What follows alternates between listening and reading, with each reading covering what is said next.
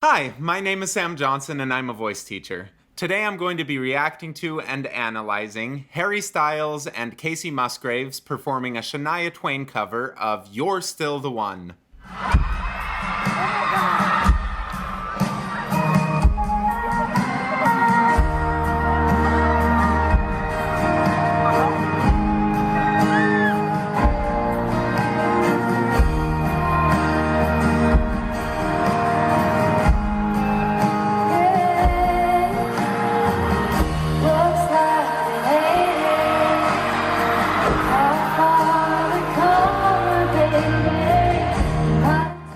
Excellent camera work. We knew we'd get there someday. They say I bet they'll never make it. But just look at us going on. Still together, still going strong. So her voice isn't perfect so far. There have been a few little pitch things that have happened. This just seems like it hasn't been rehearsed that much. The band doesn't seem as tight as I'm sure all of their other songs are. It's a fun little cover song. The way that her voice sounds, it doesn't sound like anything is terrible with the way that she's using her voice. It's just a little bit off for a few of these notes. So with this, I think we just needed a few more repetitions, and that would get the entire band in a really good place. I do wish I was able to see her face as she was doing it, but from what I was hearing, I didn't really hear anything that was super wrong with it other than it needed a few more repetitions.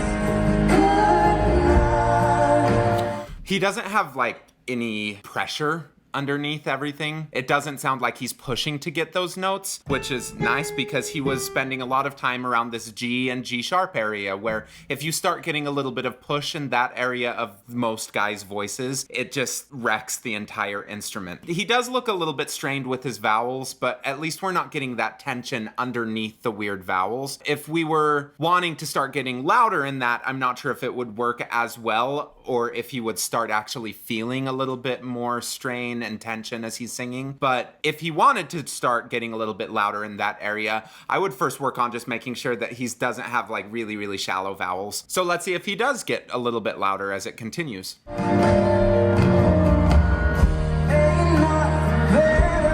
Gosh, he's got a good voice.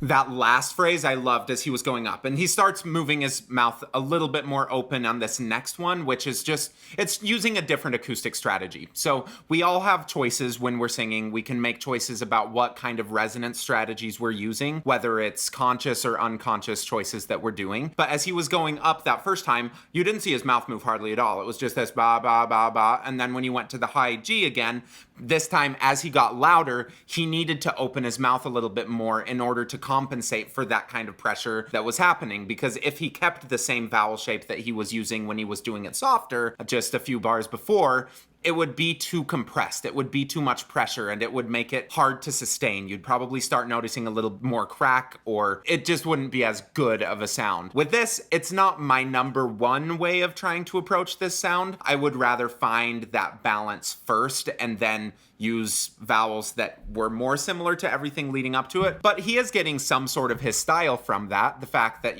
he's opening his mouth a little bit more at this part. He's modifying the vowel to make it work in the conditions that he wants at that part. However, we are left with a certain different tone from that. If he wasn't doing that, then it would sound more tonally consistent. I would argue he doesn't want to sound tonally consistent. And so the stuff that I would like to do, the stuff about making sure that he's just as gentle and smooth and doesn't need to do these extreme vowel shapes, that's just to prove that he can. to make sure that this is an intentional choice. And I think that once you do that a little bit more, it becomes like a more favorite option. It becomes a little bit better of an option for people, and they generally will tend to take that option a little bit more just because it feels less wearing as it goes on. This is also at the very end of his show, so he might be a little bit tired from singing through a full set at this point, and this might just be the easiest way to do it. And even though it might use a little bit more vocal capital than some other balanced coordinations, he's getting away with it fine. Also, when I say these things, he's awesome. He's really, really good, and he's able to get away with this. The main thing is for you guys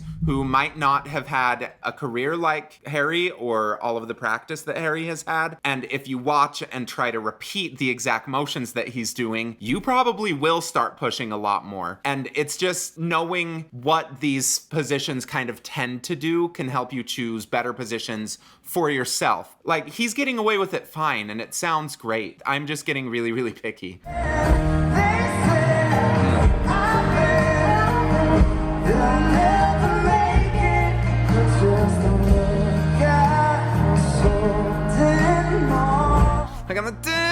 You see, you can hear a little bit of that extra compression, that little bit of strain come into his voice when he has a more closed mouth shape. It feels like he's adjusting how much compression based on the opening vertically of his mouth, and he's kind of keeping a fairly similar shape here. It's just that when he wants it to be more open and loud without sounding pressed, he starts opening his mouth. When he wants it to sound a little more pressed, he doesn't open his mouth as much.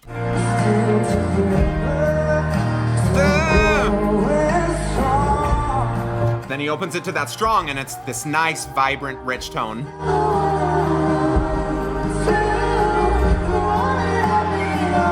I love how he did that one. The one that I'm the one. Just a little bit more of that what rather than the one that I belong. It just makes it sound so much more balanced to me. And so he obviously knows how to go back and forth between these things.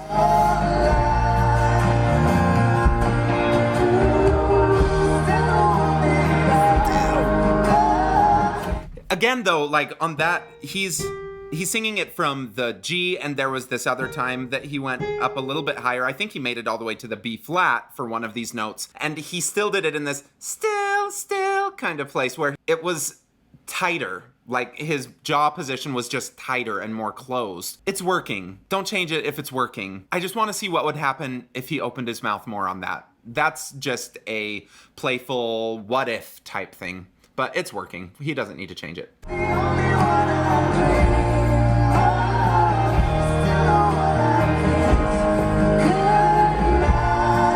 That night, I love that shape.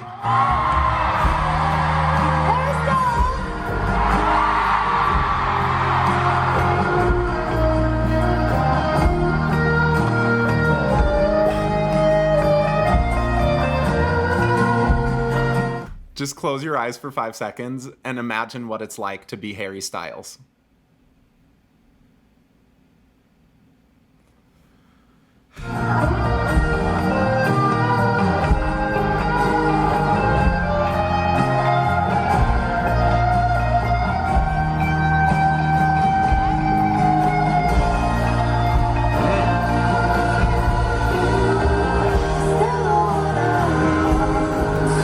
His mouth shapes are consistent all the way through. He's doing the exact same mouth shapes every time that he's trying to do that. There is almost no variation in it. So even though it might not be the exact sound that I look for, because what I look for when I make these things is, how can we make this boring? How can we make this the most efficient sound possible? And a lot of the sounds that he's doing, like, they're not the most efficient sounds in general for people, but he's found ways to make them efficient. He's making it very consistently. He's practiced it enough times that he doesn't have to think about it at all, and it's still the exact same mouth shape.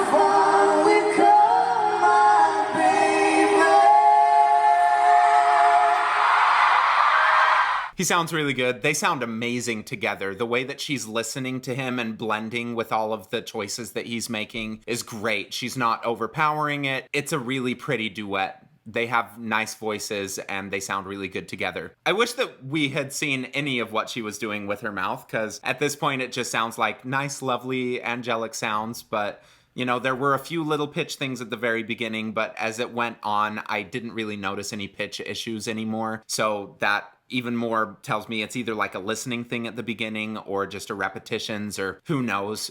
But she did fix things as it went on. With him, he has these two very specific mouth shapes. He's doing everything either in this kind of a shape or in this kind of shape.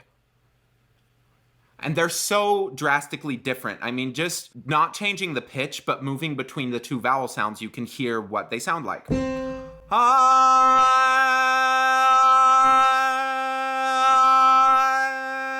And going back and forth between those shapes can throw singers off sometimes. A lot of people feel like they need to change their shapes, especially as they're starting to go toward higher notes. And while they might watch him and see how Harry's getting away with it, if you imitate that, it might not be as successful and as balanced, because we're kind of jumping between two different coordinations. He has both of those coordinations very well balanced. I'm mostly curious to see what would happen if he just dropped his jaw a little bit on still. Still. It's a really shallow shape, the way that he's producing it. His teeth are almost completely touching. I would like to see what would happen if it was more of a still. Still the one, but up the octave. Just to see what kind of additional colors we can get from his voice. But he's really good. I like this. Welcome to my Instagram Q&A corner. Go follow me on Instagram at OKSamJohnson, and in the future I will ask more questions or solicit more questions that I will then answer at the end of some videos. So for today, we have, hi, how often / for how long should you practice? For somebody not looking to be a professional. How often? I think daily is the best. The better part of this question, I think, is for how long should you practice? I don't like marathon practice sessions. Unless you're preparing for gigs, I think that it's much better to just kind of check in multiple times a day. Like if you do 5 minutes of practice in the morning and then 5 minutes in the afternoon and 5 minutes at night, I would prefer having that 15 minutes spread out over having like 1 hour-long practice session, to be completely honest, because for most people, especially people not looking to be professionals, but people who might be newer and are trying to start getting new coordinations to sit, it's all about frequency. If you do it every single day for 5 minutes, you're doing better work than I feel the majority of singers are doing, unfortunately. The biggest thing is some people feel like they can just get away with one like 4-hour practice session on the weekends, and then they always walk away completely without a voice and really sore, and then they're like, why? I practiced and it's so good, but it's not as good for you. So I don't recommend practice sessions of longer than an hour for most people. Plus, it just does something good for your brain. If you say, I'm going to sit down and practice for 5 minutes, it feels doable for most people. And so you go sit down and you practice for 5 minutes. And then more often than not, I think people will find that they're enjoying the practice session enough that they'll keep going. And maybe they will get a healthy 30-minute practice session from that. That said, like, please, frequency, more and more every day, like 3 or 4 times a day, just to check in and make sure that you're not losing those coordinations. And then also part 2, how often should you check your progress, recording yourself, etc. Weekly is a good amount of time that you can see if you are starting to get used to some of the new skills that you've been working on, and then compare the sound objectively. With regards to recordings, when you're practicing, if you record yourself, listen back immediately and then try the section over again. Sometimes just having that external way of hearing yourself, something that's not in your head in the moment, will make you notice that you're doing something a little bit different, and then you can go and fix it. Where if you do that work in the moment, if you're like, oh, I noticed I did something weird, and then you go back and fix it, more often than not, you will be messing something up rather than actually fixing it, just because we're not good at telling what's actually happening in the moment. That's why having a good professional teacher or using good recordings can be really helpful, because it's a more accurate depiction of what's actually happening. For the too long don't watch, practice every day, take like 1 day off a week. Don't practice more than an hour and a half a day. I'd prefer you practicing 4 times a day at 5 or 10 minutes every time, and then check your progress every week. Thank you for watching. Please like and subscribe and share this video with your friends if you learned anything from it. If you want more content from me, I just made a new podcast about the TV show Friday Night Lights, which I know, but it's fun. And if you want to listen to it, go to fnipodcast.com. Thank you.